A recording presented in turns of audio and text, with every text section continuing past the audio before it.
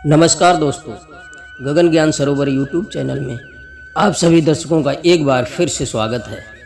आज फिर हम एक प्रेरणादायक और ज्ञानवर्धक कहानी लेकर के आपके सामने प्रस्तुत हुए हैं। आज की कहानी है एक पति और पत्नी की।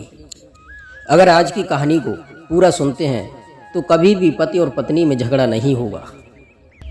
इस कहानी में आप लोगों को 4 ऐसी बातें सीखने को मिलेंगी जो हर स्त्री और पुरुष को इन 4 बातों पर अमल करना चाहिए। और जो मनुष्य इन 4 बातों पर अमल करता है तो वो घर में ही नहीं बल्कि समाज में भी प्रिय बना रहता है और सभी लोग उसका मान सम्मान करते हैं और उस पुरुष की कही हुई हर बात पत्थर की लकीर जैसी होती है। इसलिए इस कहानी को पूरा अवश्य सुने। और जो दर्शक हमारे चैनल पर पहली बार आए हैं उनसे निवेदन है कि हमारे चैनल को सब्सक्राइब करें और घंटी वाले बटन को भी दबाएं, जिससे हमारी आने वाली हर नई वीडियो की सूचना सबसे पहले आपको मिलती रहे। मित्रों, तो आपका ज़्यादा समय बर्बाद ना करते हुए शुरू करते हैं आज का ये प्रसंग। दोस्तों, प्राचीन समय की बात है। किसी नगर में एक किसान का बेटा रहता था। वह अपने खेतों में काम किया करता था। अपने खेतों में मेहनत करके वह अपना और अपने परिवार यानी अपनी पत्नी का पेट पाला करता था। वह किसान का बेटा किसान होने के साथ साथ पढ़ा लिखा भी था और उसे हर चीज़ का ज्ञान भी था। पर उस लड़के को अपने घर की स्थिति चलते हुए खेतों में काम करना पड़ता था। दिन भर वह लड़का मेहनत मजदूरी करता था। उसकी मजदूरी से जो धन प्राप्त होता था उस धन से वह अपने परिवार का पालन पोषण किया करता था। प्रिय मित्रों, उस लड़के की नई नई शादी हुई थी और वह अपनी पत्नी के साथ बहुत खुश था। वह लड़का और उसकी पत्नी खुशी खुशी जीवन यापन कर रहे थे। एक दिन की बात है, जब वह लड़का अपने खेतों में काम कर रहा था तो उसके कुछ मित्र उससे मिलने के लिए आ जाते हैं। उस किसान के बेटे के जो मित्र थे वो सब बिगड़े हुए शराबी और जुआरी भी थे। उसके दोस्तों ने जुआ खेलकर और शराब पीकर अपना जीवन बर्बाद कर लिया था। उस लड़के के दोस्त उसे वहाँ से अपने साथ बुला कर ले गए और वो वहाँ ले गए जहाँ वो एक वृक्ष के नीचे जुआ खेलते थे और उसी वृक्ष के नीचे आ गए जहाँ और भी लोग जुआ खेल रहे थे। वह लड़का अपने दोस्तों के साथ वहाँ जाता है और वहाँ जाने के बाद वह अपने दोस्तों के साथ कुछ मदिरा का पान करता है। मदिरा पीने के बाद उस लड़के को बहुत नशा हो जाता है। उस दिन उस लड़के ने अपने दोस्तों के साथ जुआ तो नहीं खेला था लेकिन मदिरा का जरूर सेवन किया था।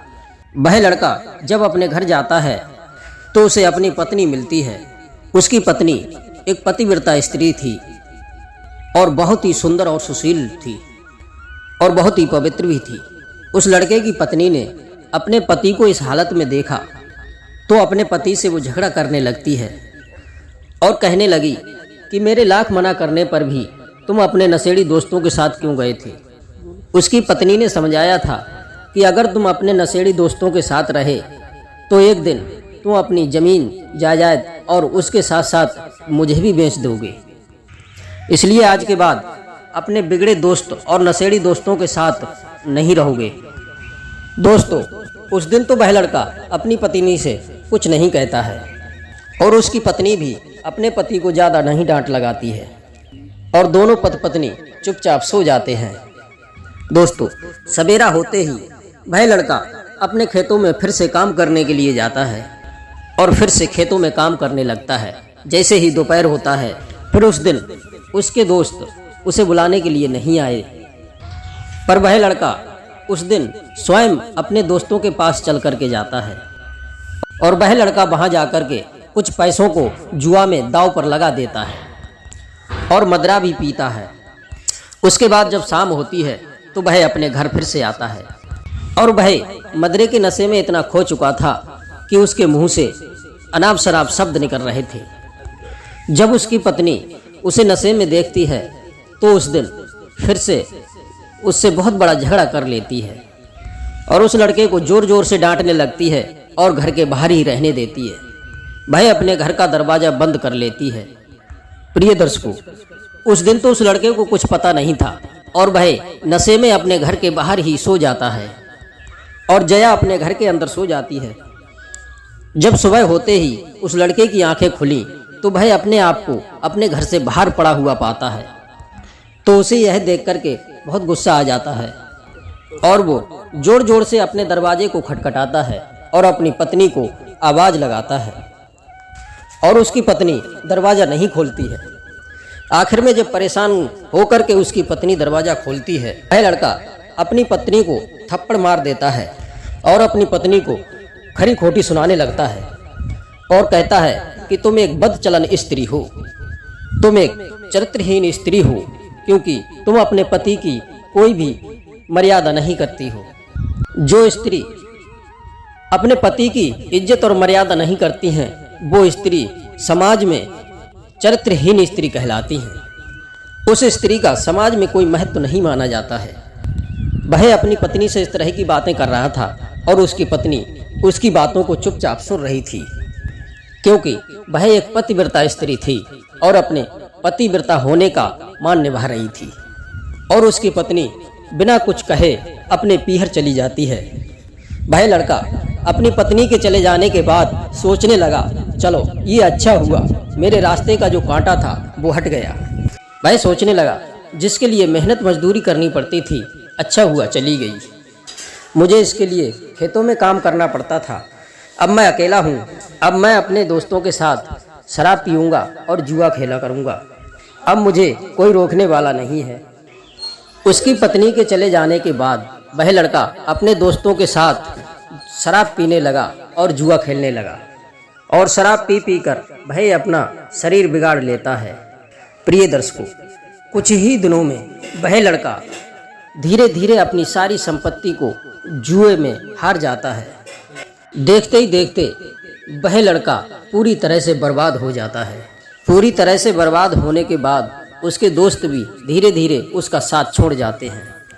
प्रिय मित्रों, जिसके पास धन दौलत होती है उसके हजारों मित्र होते हैं और जिसके पास कुछ नहीं होता है तो उसके अपने भी साथ छोड़ जाते हैं। दोस्तों, उसके बाद उस लड़के की हालत इतनी खराब हो जाती है कि वो कहीं भी किसी जगह भी उस गांव में सो जाता था। दोस्तों, वह किसान का बेटा पूरी तरह से भिखारी हो गया, जिसके कारण पूरे गांव में बेइज्जत हो जाता है। सभी लोग उससे नफरत करने लगते हैं। इतना सब कुछ होने के बाद वह अपने मन में सोचने लगा कि अब मैं गांव वालों को मुंह दिखाने के लायक नहीं रहा, अब मेरे लिए यह रहना ठीक नहीं होगा। दोस्तों, वह किसान का लड़का अपनी जमीन जायदाद को जुए में लुटा चुका था, यहाँ तक कि वह अपनी पत्नी को भी खो चुका था। वह लड़का अपने नगर को छोड़कर घने जंगल की तरफ निकल गया और जंगल में भूख ने सताया तो भोजन की तलाश में इधर उधर भटकने लगा और भटकते भटकते एक संत के आश्रम में पहुंच गया और महात्मा जी के चरणों में गिर गया और कहने लगा, महाराज, मैं एक अभागा हूँ। मैंने जुआ और शराब में पड़कर अपने आप को बर्बाद कर लिया है। मैं अपनी पत्नी को भी खो चुका हूँ, इसलिए मैं जीना नहीं चाहता। इस जंगल में अपने प्राण त्यागने आया हूँ। तो उस लड़के की बात सुनकर साधु महाराज बोले कि बेटा, यदि तुम अपनी पत्नी, घर, जमीन, जायदाद, मान सम्मान फिर से प्राप्त करना चाहते हो तो मैं तुम्हें 4 ऐसी बातें बताऊंगा। यदि तुमने इन बातों पर अमल कर लिया तो तुम फिर से सब कुछ पा सकते हो। दुनिया तुम्हारे कदम चूमेगी। साधु महाराज पहली बात बताते हैं कि मनुष्य का सबसे बड़ा पाप होता है अपनी पत्नी से झगड़ा करना या अपनी पत्नी से रिश्ता तोड़ लेना। अगर उसकी पत्नी सुशील विचारवान है फिर भी अपनी पत्नी से रिश्ता तोड़ता है तो वह पुरुष अपने जीवन में कभी सुखी नहीं रहता। और यह बात तुम अपनी आंखों से प्रत्यक्ष रूप से देख रहे हो। जिस दिन से तुमने अपनी पत्नी का साथ छोड़ा है उसी दिन से तुम्हारी बर्बादी शुरू हो गई। दोस्तों, विवाह के समय पति पत्नी पूरा जीवन साथ निभाने की कसम खाते हैं। इसके बावजूद भी जो पति या पत्नी बीच में ही साथ छोड़ जाते हैं तो वे कभी भी सुख से नहीं रह पाते। इसलिए पति या पत्नी को बीच में साथ नहीं छोड़ना चाहिए। जो भी पति पत्नी एक दूसरे से प्रेम करते हैं, आपस में मिलजुल कर रहते हैं, वे कभी अपने जीवन में दुखी नहीं रहते। और दूसरी बात महात्मा जी बताते हैं कि जो भी पुरुष मदिरा का सेवन करता है वो मान सम्मान को खो बैठता है, उस पर कोई भी विश्वास नहीं कर सकता। इसलिए मनुष्य को मदिरा का सेवन नहीं करना चाहिए। संत जी तीसरी बात बताते हैं कि जो भी पुरुष अपनी पत्नी को छोड़कर अन्य स्त्री से संबंध बनाता है तो वह पाप का भागीदार होता है। इसलिए किसी भी पुरुष को अन्य स्त्री से संपर्क नहीं बनाना चाहिए। अंत में चौथी बात संत जी बताते हैं कि हर मनुष्य को हर किसी की बात सुनना चाहिए, पर करे अपने मन की। उसकी बातों पर विचार करना चाहिए कि सामने वाला व्यक्ति जो कह रहा है वो ठीक है या गलत है, क्योंकि जो मनुष्य लोगों के बहकावे में आकर गलत काम करना शुरू कर देता है वह कभी भी सुखी नहीं रहता और अपने जीवन की राह को भटक जाता है। जिस तरह वह किसान का लड़का अपने दोस्तों के बहकावे में आकर गलत काम करने लगता है और अपने जीवन की राह को भटक जाता है और अपने जीवन को बर्बाद कर लेता है। दोस्तों, इसलिए हमें दूसरे के बहकावे में आकर के कभी कोई गलत काम नहीं करना चाहिए। वह लड़का महात्मा की इन 4 बातों पर अमल करता है और फिर से मेहनत करता है और मेहनत करके अपना घर बना लेता है तो उसकी पत्नी फिर से वापस आ जाती है और दोनों फिर से सुखी सुखी अपने जीवन को व्यतीत करने लगते हैं और एक दूसरे के साथ मिलजुल करके रहते हैं। फिर से उनका जीवन आबाद हो जाता है। दोस्तों, यदि हमारी कहानी पसंद आई हो तो कहानी को लाइक और शेयर अवश्य करें।